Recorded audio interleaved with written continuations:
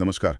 आज बात करते हैं मुंबई अंडरवर्ल्ड के एक ऐसे नाम की जिसकी कहानी थोड़ी फिल्मी भी लगती है और काफ़ी मतलब चौंकाने वाली भी है। मान्या सुरवे।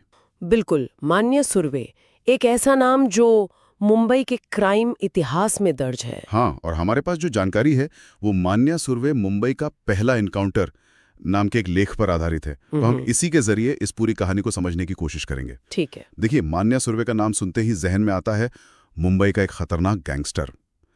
लेकिन बात सिर्फ इतनी नहीं है।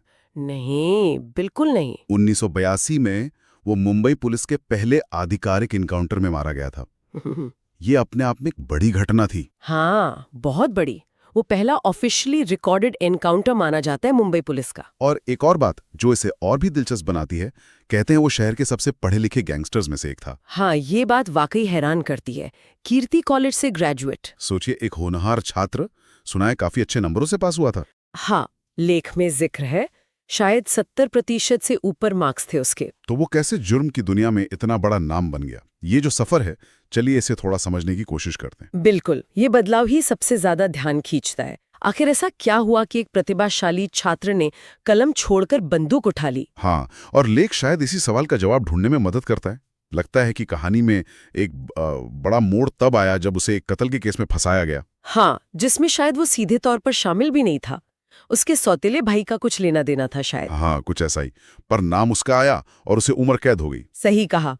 और शायद यहीं से मतलब उसके अंदर का अपराधी जागा। लेख के मुताबिक वो पुणे की यरवड़ा जेल से भाग निकला। फरार हो गया। हाँ, फरार हो गया।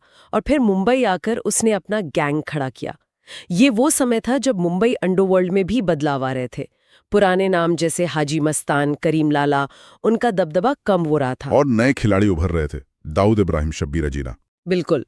तो इस बदलते माहौल में मान्या सुरवे ने अपनी जगह बनाने की कोशिश की।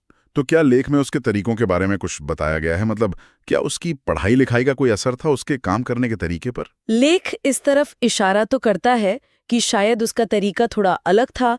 वो ज्यादा प्लानिंग से, समझदारी से काम लेता था। अच्छा। हाँ, जैसे उसने छोटी-मोटी चोरियों या हफ्ता वसूली पर ज्यादा ध्यान नहीं दिया। उसका फोकस बड़ी डकैतियों पर था। और एक और बात, उसने अपने गैंग में पढ़े लिखे मराठी लड़कों को शामिल किया। ओह, ये तो वाकई नई बात है उस समय के हिसाब से। हाँ, बिल्कुल। ये उस समय के गैंग्स के लिए काफी अलग था। तो एक तरह से उसने अंडरवर्ल्ड में अपनी एक अलग पहचान बनाई। लेकिन जाहिर है, जब कोई इतना बड़ा बनता है तो पुलिस की नजर में तो आएगा ही। बिल्कुल आएगा। और पुलिस उसके बढ़ते आतंक से परेशान थी। और फिर वो दिन आया, 11 जनवरी 1982।